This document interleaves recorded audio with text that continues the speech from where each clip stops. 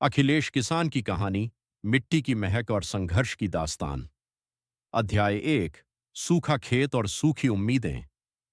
उत्तर भारत के एक छोटे से गांव रामपुर में अखिलेश अपनी पत्नी शांति और दो बच्चों रमेश और आरती के साथ रहता था।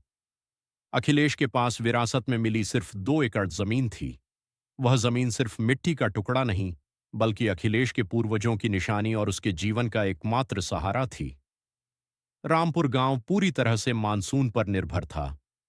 उस साल गर्मी के तेवर कुछ ज्यादा ही कड़े थे।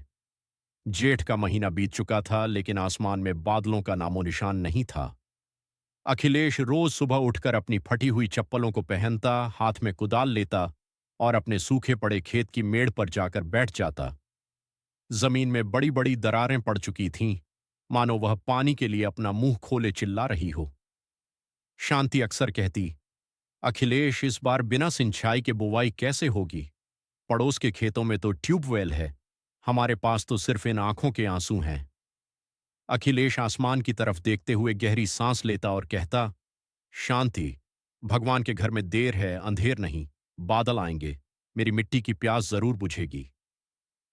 अध्याय 2। साहूकार का जाल और कर्ज का बोझ। जुलाई का आधा महीना बीत जाने के बाद आखिरकार बारिश हुई। गांव में खुशी की लहर दौड़ गई। लेकिन अखिलेश के सामने अब एक नया संकट था। बीज और खाद खरीदने के लिए पैसे कहां से आएं? पिछले साल की फसल सूखे की भेंट चढ़ चुकी थी और घर में जो थोड़ा बहुत अनाज था, वह पेट भरने में ही खत्म हो गया था। गांव में एक ही सहारा था, साहूकार धनीराम। धनीराम सीधा साधा दिखने वाला इंसान था, लेकिन उसकी ब्याज दरें किसी अजगर की तरह थीं जो एक बार पकड़ ले तो पूरी जिंदगी छोड़ती नहीं थीं। अखिलेश भारी मन से धनीराम के पास पहुंचा। राम राम साहूकार जी, अखिलेश ने हाथ जोड़कर कहा। आओ अखिलेश, कैसे आना हुआ? खेत जोत दिए क्या? धनीराम ने अपनी मूंछों पर ताव देते हुए पूछा। हाँ साहूकार जी, बारिश हो गई है। बुवाई के लिए 5,000 रुपये चाहिए। बीज और खाद लानी है।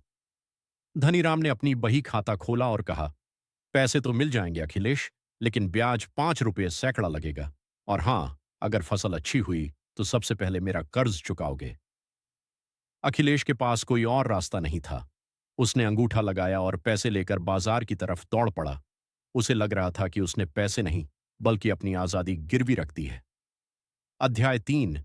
कीटनाशकों का जहर और बीमारी का साया। अखिलेश ने खेत में महंगे हाइब्रिड बीज और रासायनिक खाद, यूरिया डाल दी। शुरुआत में फसल लहलहाने लगी। हरी भरी फसल देखकर अखिलेश का दिल नाच उठता था। वह रात रात भर जागकर आवारा पशुओं से अपने खेत की रखवाली करता था। लेकिन कुछ ही हफ्तों बाद फसल पर कीड़ों का हमला हो गया। पौधों की पत्तियां पीली पड़ने लगीं।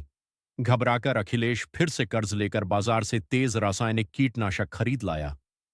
उसने बिना किसी सुरक्षा, मास्क या दस्ताने के दिन रात अपने खेतों में उस जहरीली दवा का छिड़काव किया।